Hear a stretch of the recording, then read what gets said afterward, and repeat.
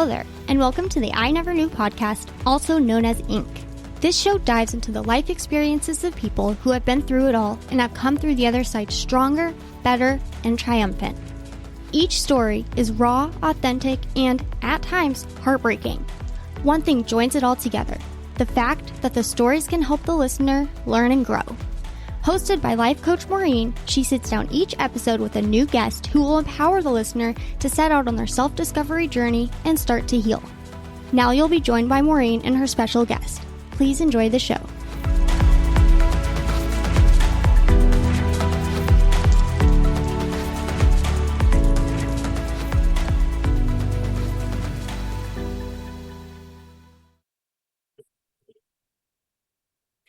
Hello, everyone, and welcome to this week's episode of I Never Knew, But My Dog Did podcast.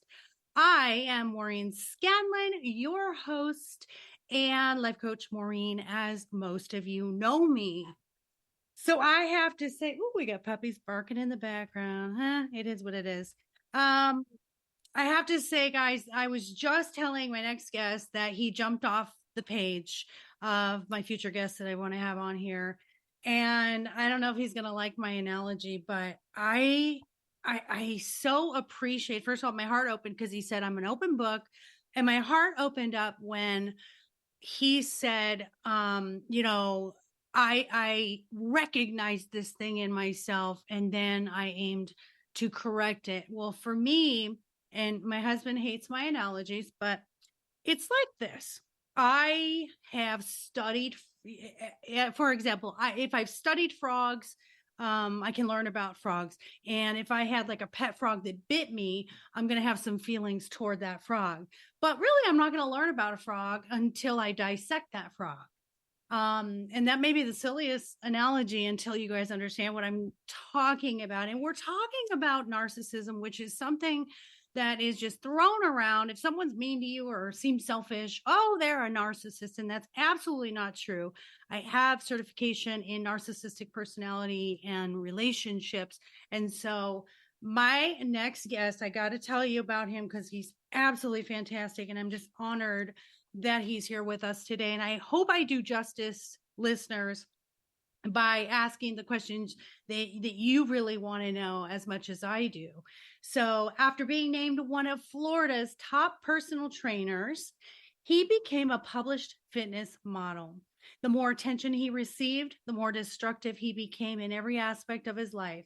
This is what led to his version of rock bottom. He attempted suicide multiple times and had become a full-blown narcissist. After accepting the nightmare that he had become, instead of killing himself, he dedicated his life to killing that version of him. I love that line. He now helps victims of narcissists gain back control in their own lives through his guide to he created to help men avoid the pitfalls that can lead to extreme narcissism, while teaching others how to avoid falling into relationships with narcissists, but also to help women overcome the trauma and struggles of rediscovering themselves again. He has been a teenage father, a construction worker, a personal trainer, a fitness model, and a business owner. And love you for this. He's also been a liar, a cheater, a backstabber, and a narcissist. Through his trials, tribulations, and downfalls, he's learned that it's never too late to turn your life around. His ultimate goal in creating the program that he has is to help others live every aspect of their life at the highest level while being able to avoid the costly pitfalls of our modern society. Oh, my heart. Welcome, Dnewborn. How's it going? I'm super happy to be here. I appreciate that introduction. It was perfect, actually. It was great. Oh, I love it. It's one thing to write it yourself, but then I have to really like the emotion that I have behind that vulnerability and honesty that you share. I have to make sure that the listeners feel you the way that I did. So I appreciate that. Here on I Never Knew, we start with our knee story. And as someone who has survived suicidal thoughts and attempts, I'm sure you have many, but you can start your niece story. When were you on your knees saying, this isn't working for me? This is my rock bottom and something has to change. Yeah. So really the beginning of that story is, about 10 years ago. So in my early 20s, middle 20s, I just knew that I wanted to feel worthy. So I started going through my own physical transformation. And then from there, I built a very successful personal training business, which was like my dream job, to be able to work in a gym and make a career out of it and be very successful. I created that for myself. And then, the fitness modeling, that was another dream come true, being on magazines, books, all that stuff. And then I was able to, I guess, attract the woman of my dreams at the time.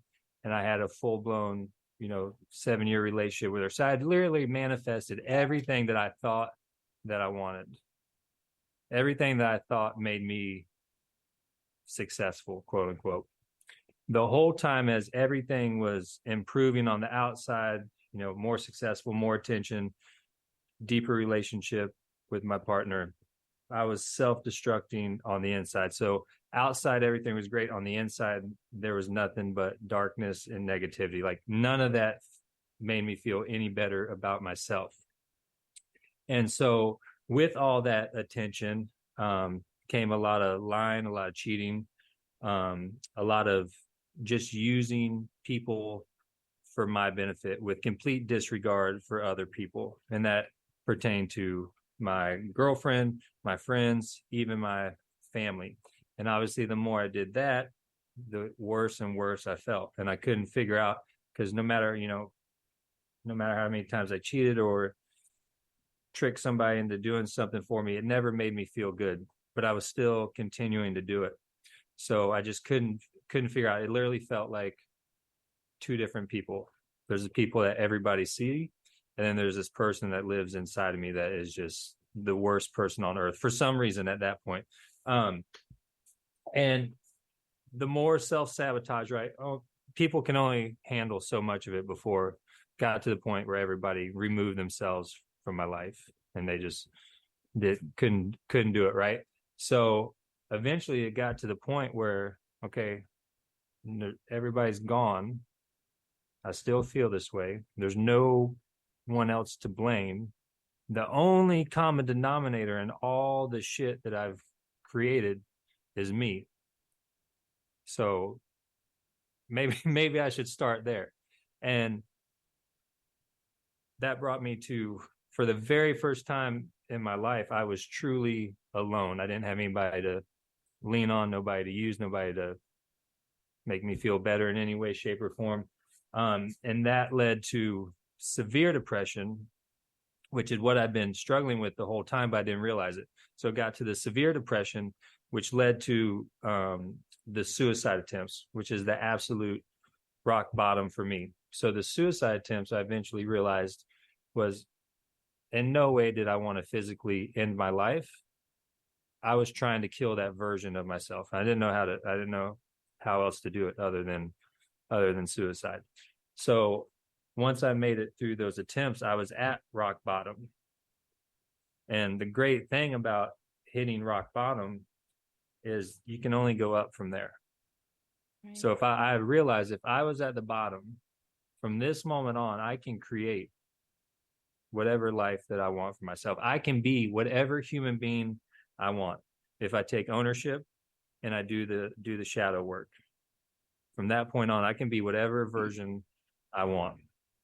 So that started the reverse process of unpacking all the trauma and things I experienced growing up through my childhood and my early 20s, which was a lot of abandonment. So then I had realized, I'd been experiencing abandonment and experiencing that people will leave your life no matter what you do. So when it went to my relationship, I subconsciously thought this woman was going to leave me at all times, even if she had no intention. So I would have somebody lined up on the side. But right? So that was my way of protecting myself. Same thing with friends and family. These people are going to leave me at some point. I need to extract whatever benefit I can from them. That way I'm taken care of, because I never want to be abandoned again. Wow. And then from that, I kept, from my own personal development is how we got to this point. It's amazing to me, the insight that you have. And I'm going to throw out some statistics here. So when it comes to narcissism, there are narcissistic traits, which we all have. We all have narcissistic traits. And then there is narcissistic personality disorder, or NPD. And that is a complete lack of empathy. And there's no medicine that we throw at this. So it's not a mental disorder. It is a personality disorder similar to sociopathy and psychopathy, where it is a behavioral change. But it is so underdiagnosed because, and they say that only 5% of anyone who is actual NPD will seek help, because the inability to really have that self-awareness and see that I'm the problem, in Taylor Swift's, words, to quote her, I'm the problem, it's me. It's so rare. And that's why you jumped off the page at me, because I've had my experiences. I have a child that I feel has NPD. I've been in many, many relationships with narcissists. So many questions I have for you. How did you discover, first of all, did you discover that I have narcissistic traits, or I was diagnosed with NPD, or even if you weren't diagnosed, because I don't think we have to be diagnosed to understand stuff about ourselves. Where did you come up with your narcissistic understanding of your personality? I think I 100% acquired those traits, because I really just looked at, if I get super, again, transparent with myself, everything I did was solely for my benefit in every aspect. Like, I wanted to be seen as worthy. I wanted everything. I wanted to be the guy, right? So, the best way I could take ownership of everything I was done was attributed to narcissistic personality, right? Or narcissistic traits, right? Because like you said, not a lot of people are willing to admit it. We all have some narcissistic traits. You have to survive, right?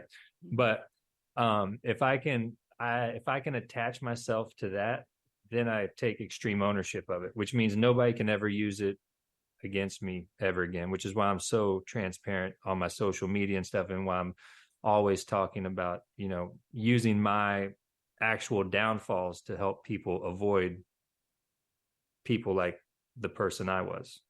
So like that, it just helps me, I guess, label and attach that version of myself to something, instead of just saying I was an asshole, right? I was very, very narcissistic. And I think it's like that with anything in life. Once we get a diagnosis, then we've empowered ourselves. Now we can get knowledge, and now we can move forward, and I'm not big on like labels as far as mental health, but I do believe it helps us to narrow down what these traits are, what these behaviors are. And I love that. You said something super interesting to me, and this is why I'm so happy you're here. You said, I acquired the traits. Now, in studies, and I don't care about any studies anyone has done, because the best person to give this information is sitting right in front of me. So nature versus nurture. Tell me, what do you believe? Do you think we are just born that way, or do you think our environment can cause these narcissistic personalities and traits? Yeah, this is a great question, because if you sit and think about it, again, I don't know anything about studies. I just know my exact experience, right? And I know for a fact that nobody is born a narcissist. Right? Babies aren't narcissists. You're not born that way. Right. Things have to happen, essentially, for you to start taking on traits. So whether they're positive traits or good traits, things have to happen, right? You have to experience positive things to acquire positive traits. same thing with negative. So I've acquired them subtly over the years, from my father going to prison when I was 7, and leaving my mom as a single mom, which creates a whole new world of things. She did the best she could, but there was times where I had to be dropped off at 4 a.m. at the gate of the school and sleep by the gate till the maintenance man let me in. A lot of things where, again, I felt very abandoned, all the way up to my divorce in my early 20s, where I came home and everything was gone and me and my son were left with nothing. And so those traits, like I mentioned earlier, I subconsciously said, no more being abandoned. I don't care. I'm going to make sure I'm not abandoned. So then whatever comes into your life, whatever you experience, even if this person is great, I know, because I witnessed it when I was 7, I witnessed it just a few years ago. These people will leave you, and I'm going to stay one step ahead. Oh my gosh. And so that's how I acquired those traits. You just gave me so much insight, because all I could think of when you were saying that is it's almost a defiance of spirit and maybe subconscious, where it's like, this is never going to happen again, because I'm going to make sure number one is taken care of, and no one's going to have that power to take that from me. Yeah. And it gets very dangerous, right? Because I spent so many years trying not to be abandoned, that through all those actions of trying not to be abandoned, I ended up in my worst fear, which is everybody actually did have to leave. Yeah. Because I was abandoning myself the whole time. And when I thought I was doing the opposite. And then that leads to mental health battles, and that leads to dark thoughts and people's struggles and suicide attempts and stuff. Because essentially we're betraying ourselves. Whatever we're trying to avoid is really what we're actually doing to ourselves. Oh my gosh. And all I can think of is my oldest child. And I think of, I have a lot of mommy guilt, because we had some very similar situations. Their father was a non-participant. I was a single mom, and it was definitely a struggle.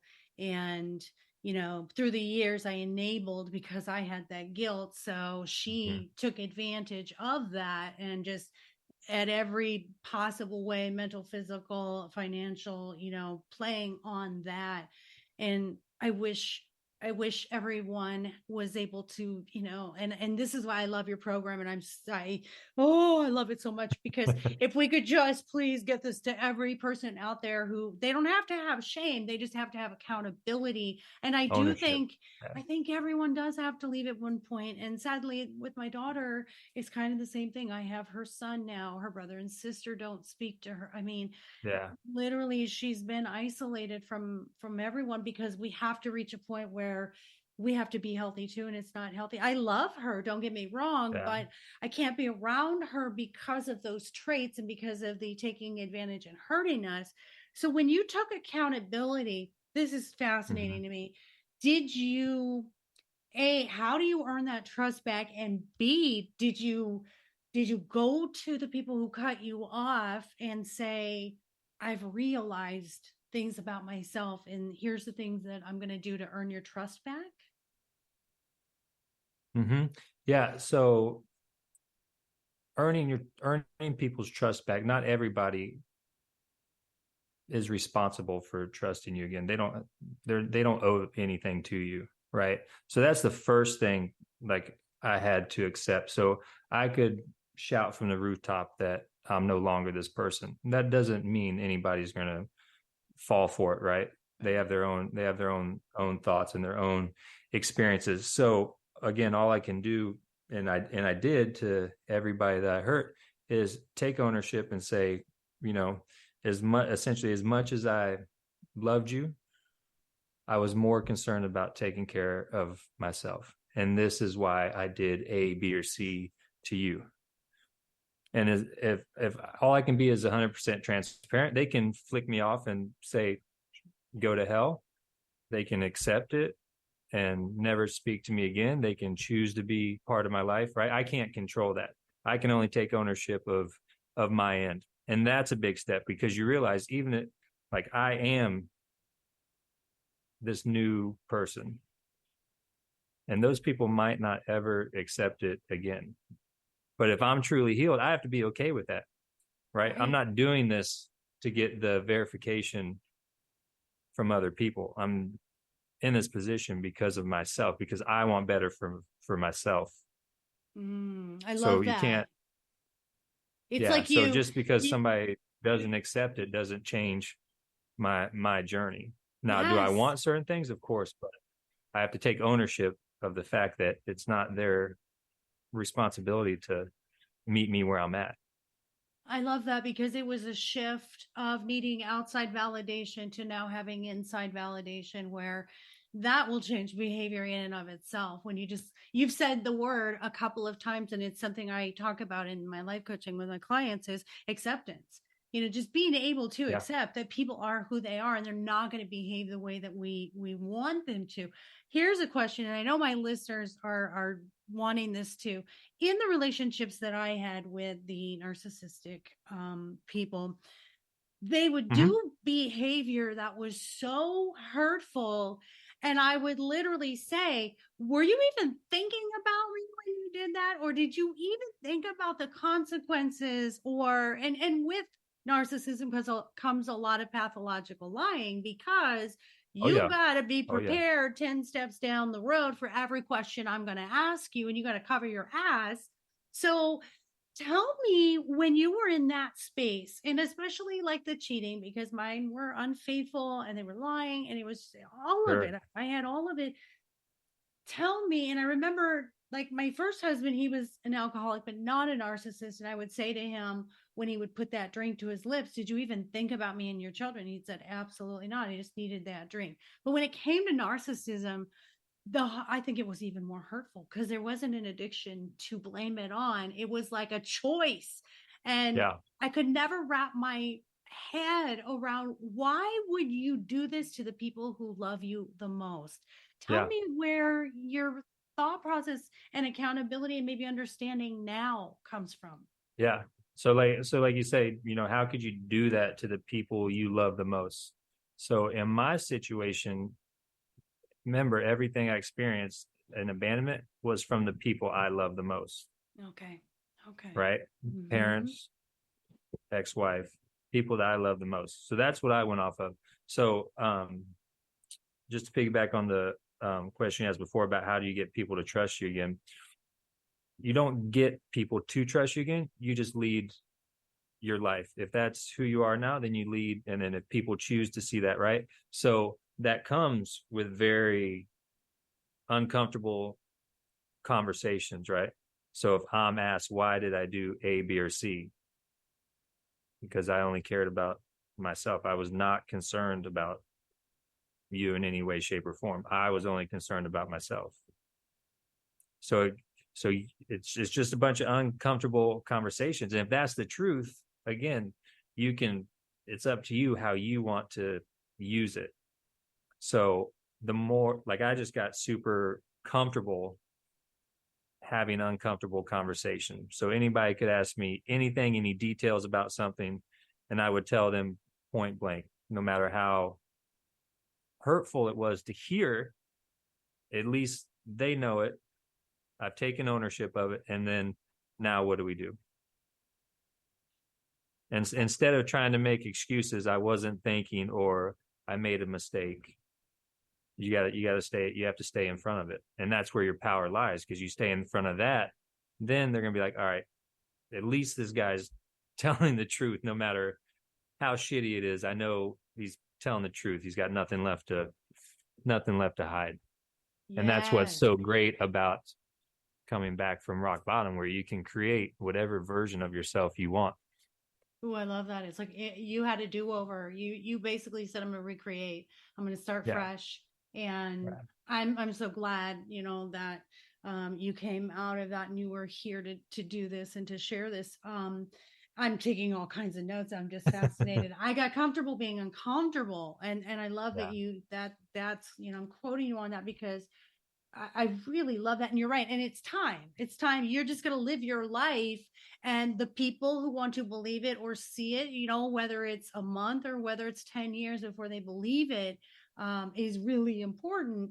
And if they don't, that's okay too. It's that acceptance part of it. There's still like I mean, if you see my social media, when I talk about narcissism and all that, there's still people who call me a narcissist or think I am because I'm talking about those things.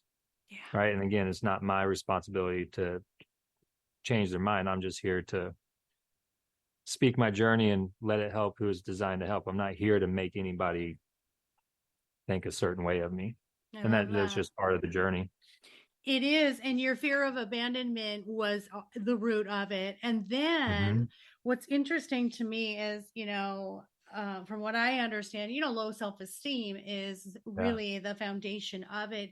And this sort of faking it till you make it or presenting yourself a certain way. So no one sees those insecurities and that low self-esteem. And hearing you now, I'm like, the key is let's just build self-esteem. Let's just build, self-confidence, which is the key thing that I do in my messages and in my books and in my coaching. I think it's the root of all mental illness is just low self-esteem and not believing in ourselves.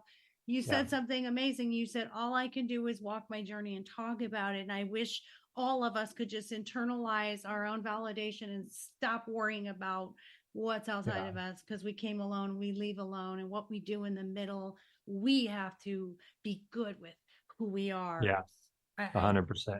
Yeah. So tell me this, and this is something, it may be a myth, and you can completely debunk this for me. One of the things people always say is narcissists are attracted to empaths. Yeah. So tell me what kind of people you would be attracted to, because if it is empaths or not. Yeah. Again, so I'll speak from my situations personally, and then what I see working with clients. So if you want to put a label on it, you could put empath on it. But so, people, narcissist, such a buzzword. Everybody calls everybody narcissist nowadays, right?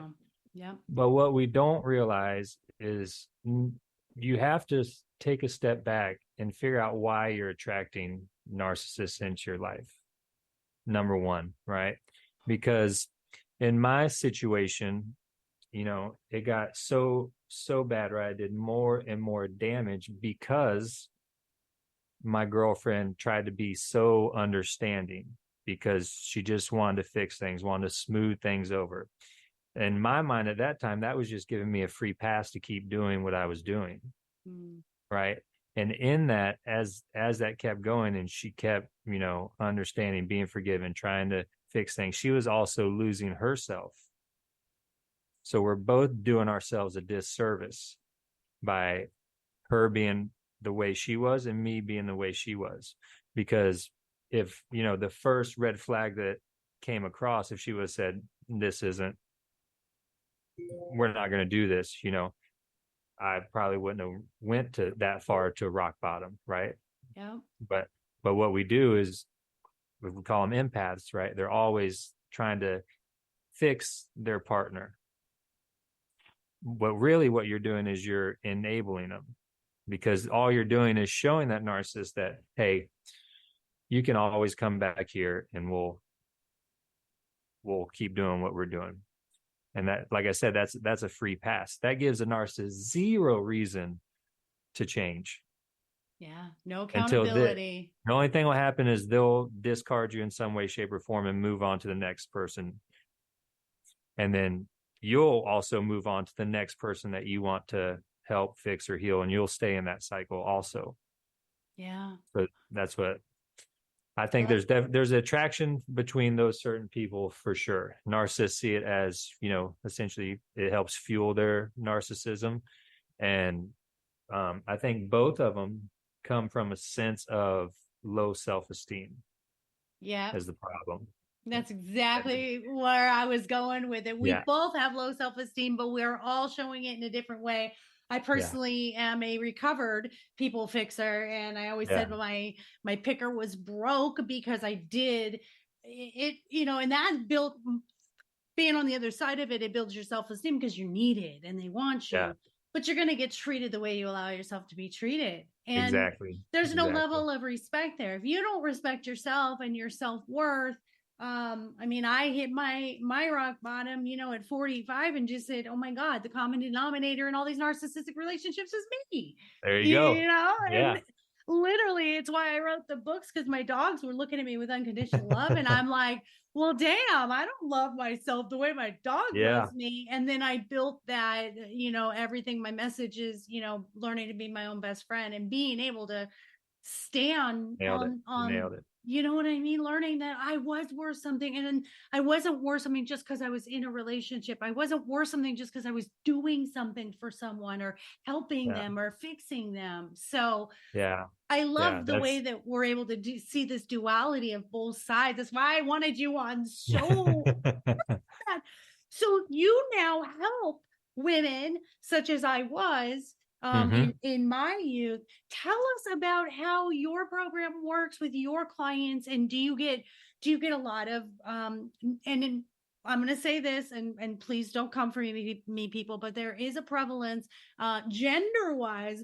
Narcissism is more prevalent in men, and women tend to be more nurturing and empathetic and fixers. So we do tend to be more I don't like the victim label, but we do tend to be more attracted and put up with it from narcissists. So tell me, in your practice, are you treating more narcissists or more people who have been with narcissists? Mainly treating women that have been through narcissism, dealt with it, and coming out the other side. So whether they're at the point of, coming through divorce, whatever, they're coming through trying to find themselves again. So essentially what we do is we start rebuilding them, not rebuilding, having them rediscover themselves from the inside out. So we can call it a health and wellness coaching platform, because we start with fitness, we start with diet, just to create the foundation to build the exact woman they want to be, right? Because mentally, they're not sure who they are. Emotionally, they're drained. Spiritually, they're so confused. So we start very small and get them into daily habit and routine of taking care of themselves, even if they're struggling mentally and feel terrible about themselves. Just those small new daily habits of taking care of themselves will subconsciously start showing themselves that they're worth it. They're valuable. They have everything they need. And then from there, we start working through everything they've been through and start unpacking all that. And they start discovering why they experience certain things. Much like I said, if they're an empath, why they kept going through these things, because they were trying to do something, because something is lacking inside them from whatever experiences. So instead of me telling all these women what they need to become, we just start removing everything that no longer serves them. So essentially we strip away all the costumes, all the masks, all the negative beliefs. So now there's just this beautiful woman that they're put on this earth to be. And the great thing about it is, right, when we have conversations, I'm able to tell them exactly why this person did this to them, or why they get stuck in these situations over and over again. It's because this person is doing A, B, or C, or looking for A, B, and C. And then that gives them a game plan so they can keep on this journey, because we're eliminating all the roadblocks. We're eliminating everything that no longer serves them. I love that so much, and the value that you bring from being that person that you can relate to why that was happening to them. And you and I need to collaborate, because we sandwiched in the middle. So for me, having been through that and understanding, first thing I do, you work on the physical. And I love that, because it's empowering when you start prioritizing yourself, even if it's just physical, because mental overspills into physical and vice versa. They're all connected, right? Whole body. For me, we immediately start working on false and limiting beliefs, and then we find these trends where it's like, oh my gosh, I saw my mom always doing stuff for my dad, or my parents always said you're not going to amount to anything, or we break down doing that inner work where it's like, well, if I didn't believe that anymore, I wouldn't behave that way. And for me, it's beneficial I do dating and relationship coaching. And so if I see a couple who, oh, you know, if it's right there, I'm like, okay, here's what's going on. Or even dating for those who have a tendency to be with narcissistic people, we miss the red flags. You know, my daughter used to have a saying. She said, I put the red flags in my purse. And I remember many a time going on these dates with people and going, well, they're probably just nervous, or they're probably, you know, that's just, nobody's perfect, chance after chance. And then here I am a year in with this person who's completely, you know, destroyed me in my life. And basically the one that I had was really, I ended up just in four walls in a cage. I mean, I was in bed by 6 night. I had cancer. I was walking with a cane. Oh, wow. It broke me so bad mentally and emotionally that physically my body was like, we just can't do this anymore. So it will take a toll if you keep doing it, guys. So for me, doing that dating coaching with someone who's newly out of a divorce, or with someone who's been very damaging, it's when I finally felt I was healed, I had gone out on a date and he was a narcissist. And I recall coming home and telling my best friend, she's like, how was the date? And I was like, it was great. And she's like, what? And I go, yeah, he's a narcissist. And she's like, wait, what? And I'm like, no, I get it. I saw it right now. I saw it at the beginning and I said, nope, I'm not doing that. So it was this joy that I could trust myself again. That's the greatest thing. Yeah. Right. I mean, that's, do you find yourself, this is a really important question for me. Do you find yourself ever sort of falling back into some of those patterns, and you catch yourself kind of like when I started dating my husband, he was backing off because of my enabling of my daughter, and I started bringing him dinner, and I started like trying to you know, I started to want to earn his love again. And then I noticed it and I went, yeah, no, that's not going to happen. And I broke up with him and said, no, I'm not doing this. Do you find you fall back in any patterns of narcissistic behavior? So what I find is, number one, I know that the moment I wake up, depression is there. I know that. And then I do know that if I make the opposite decisions that I used to make, I'll stay on the right path. So, you know, there's always access to feel worthy, especially with social media and the way society is, right? If I want attention from somebody, no, you don't have to look that hard to find attention from somebody. But I know if I have that thought, that just means I'm neglecting myself again, because you have to be your own best friend. So if I, instead of seeking attention from other people, I should really be seeking attention from myself, because I'm the only one that can validate myself. I'm the only person that lives in here. So as long as I know, if I know who I am, because I know I'm a great person, I know the person I'm supposed to be, and that person I love spending time with. So that keeps me from ever feeling like, well, I need to, let me see what I can grab from this person for the sake of my ego or my interest, whatever you want to call it. So really I'm just mindful of it. The biggest thing that I struggle with is just the triggers of, if somebody calls me a narcissist or says things like, why did you do this back in the day? Or how can you be alone at this point in your life, or whatever it may be. Sometimes those triggers get me and put me on a downward spiral, but that's the biggest thing. But as far as narcissistic tendencies, that really, there was so much trauma that I caused myself, that I caused my family, even just through the suicide stuff. And, you know, with my ex-girlfriends and all that it's just nothing about that would make me do anything of that nature again. all of that was like mic drop moments. And I love that you say that, because it is almost like being a recovering addict. You know, like, you know, if you go back to doing those drugs, or you go back to overeating, or you go back to drinking that alcohol, you know, the behavior that happens, it's a, you know, chain that just continues, and you'll go back.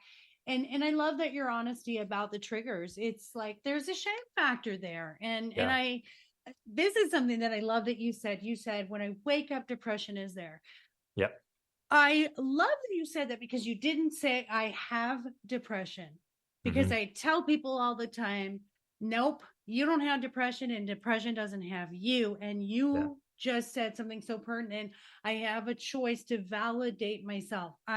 If I feel that way, I'm neglecting myself. What can I do to bring joy and validation to myself, so I don't need to go seek something else that is either an escape, addictions, or validation, being dishonest, or feeding the ego. So I just think you are so fantastic. I can't tell you. I appreciate it. I'm so gushy and cheesy, and I know my listeners know this. And now you're in the club of guests who know how mushy I am. I don't hold back. I have no filter. Oh, I love it. I just don't care, because I want people to know how amazing they are. And to me, that you can share this message, because I think we heal each other even with our shame stories. I think we need to, as Brene Brown always talks about, our shame story, but I think we need to. But this subject is so difficult. I mean, I've had tough. I've had guests who talk about, porn addiction. And when people come out with such vulnerability and willingness to put their shame story in these neon lights for others, I have mad respect, because it's not easy. And like you said, you could get triggered because you put yourself out there at the risk of people saying, you can't recover from narcissism. Oh, yeah. You're a jerk, and you're just saying this to get blah. I love, and I truly believe that you are a shining example that Thank you.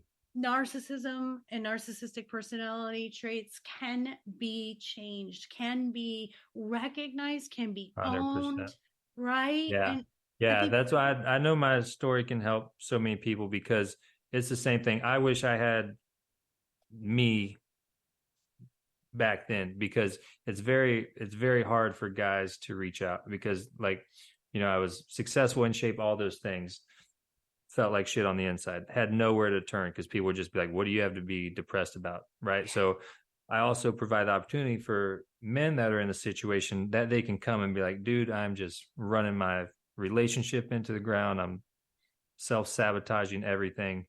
I just need help. Right. Because now they can come to a place where I'm not there to critique them or criticize them or tell them everything's going wrong. Let's just figure out what we can do to get you out of it. Yes. So it's a story that helps both sides, which is why I'm so passionate about sharing it.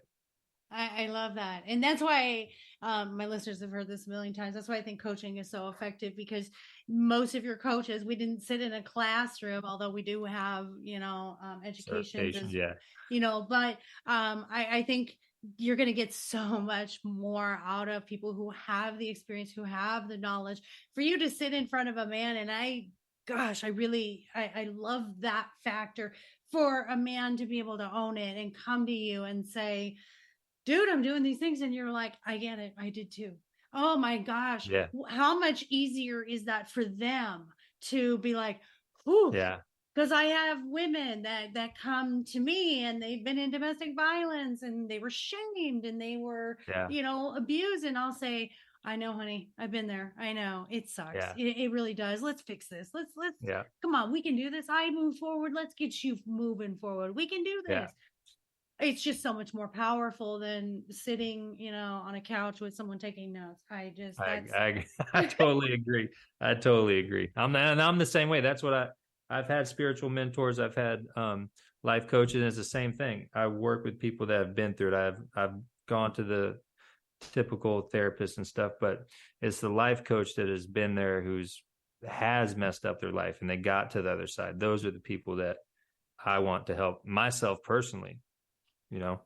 Well, hence why I do the podcast, because you know Yeah. what, guys, listeners, you do not even have to go to therapy or a life coach, although we would like you to come to us because, we do make a living doing this. But, being able to have people hear this podcast who wouldn't otherwise call you or who wouldn't Right. otherwise own what they do, to say, oh man, if this guy can come out and talk about all this, then Yeah. I'm going to call him up, and then, I can 100%. own my stuff too.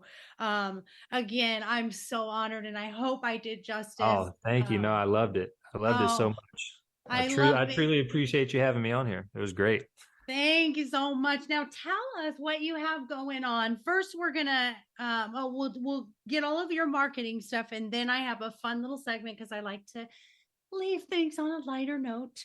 So, Okay. what do you have going on? Where can we reach you? Where can listeners just reach out if they want to just touch base with you? Yeah. Tell us all about you.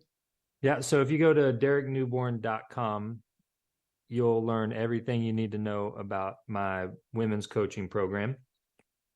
My Instagram is at Dnewborn, and that's the best place to reach out. I keep it super personal, super organic. So you can always message me there, and I'll message you. We'll have conversation about whatever it may be. Facebook is Derek Newborn. So the website's DerekNewborn.com, Instagram at Dnewborn. That's the best place to shoot me a message, and we can connect and go from there with conversation. Like I said, I try to keep it super personal.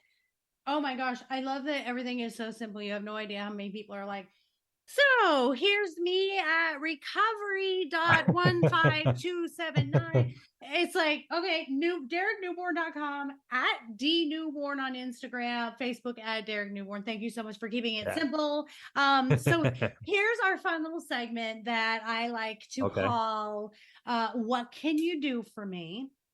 And this little segment is, I want to know what you've either used or seen of a service, a business that people offer that's weird and wacky. And I'm going to give you a couple of examples that I found today.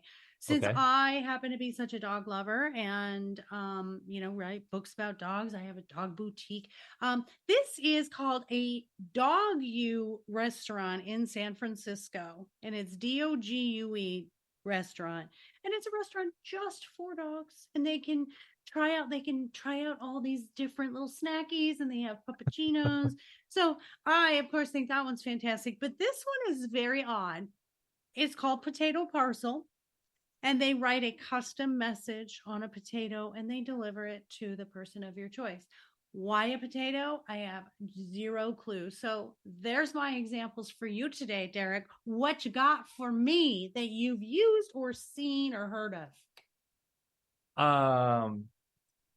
What I've heard of is actually the business. Have you heard of feetfinder.com? No. You just upload a picture of your feet, and then people pay you. So anybody can do it. I have heard that where people put, I think, well, I'm a big fan of Vanderpump Rules, and the girls all got together and they had like their feet in spaghetti, and then they had like all their feet together, and people actually pay. That's like a thing. Ew. That's the thing. You just put your feet in it, and the great thing is anybody, like, somebody's going to be attracted to your feet. So feetfinder.com. That's all I know about it. I've never. I was going to ask you. I'm not on it. I've never been on it, but I know I have heard stories where people make a lot of money on it, and it's no work on your end. So if you're looking for a side hustle, feetfinder.com. I'm down for that. I think anything that you guys want to do. I am like a germaphobe OCD, so feet are so gross to me. And I happen to have very attractive feet, thank God. And so does my husband, thank God. But I just, foot fetishes. Hey, you know what? To each his own. Everybody's got their deal. Has their thing. But no, that was a really, really good example. So keeping it weird. I guess that's why I'm in Austin. Austin, we keep it weird here in Austin for sure. So Again, you are just a joy. Thank you for the hour that you just gave me and my listeners. Thanks for having me. I really appreciate it. Truly. We needed that. We needed that. The Ink universe and community really needed that insight. And I think what you're doing is amazing and so needed out there, because thank you so much. Human ways, human experiences, and as the smarter we get about it, the better we get as people for each other. So listeners, that's going to wrap it up for this week's episode.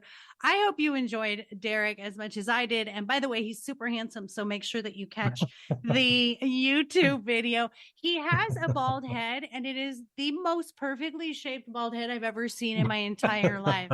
Like, if I shaved my head, it would be terrible, because I know I probably have a weird shaped head, but man, his head is just like, and this is not to be mean, but it looks like a perfect little egg. So, oh boy, I'll take it. You just want to rub his head. I just want to like rub it like a genie lamp. So, sorry, that got a little weird there, but anyway, guys, you know where to find me. I'm at lifecoachmaureen.com. You can see all of my media information for speaking, my books, my life coaching. You can reach out, contact me, and also schedule a session there. And don't forget to get my books on Amazon. My dog is more enlightened than I am, and my dog is my relationship coach. And don't forget all the healthy treats and fun stuff at our online boutique at mydogiseverything.net. I love you all for listening. I love you all for your feedback, for all the 5-star reviews. And I'm just going to keep bringing you fantastic guests like Derek. I know it's every time you listen, you got to wonder, how can she top that? And yet they're out there, and we are going to match up and connect and be aligned, because they're supposed to be here for all of you. So thank you all for listening. Take care of yourselves. Take care of each other. Most of all, please take care of those furry babies for me. Please adopt and don't shop. Love you all. Till next week. Bye.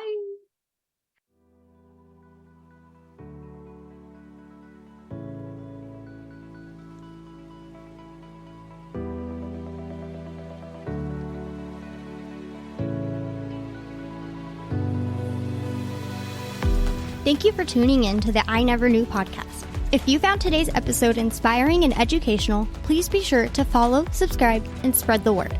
The more people that join the Ink community, the more it can develop and influence others as we work together for a healthier and brighter future. Until next time.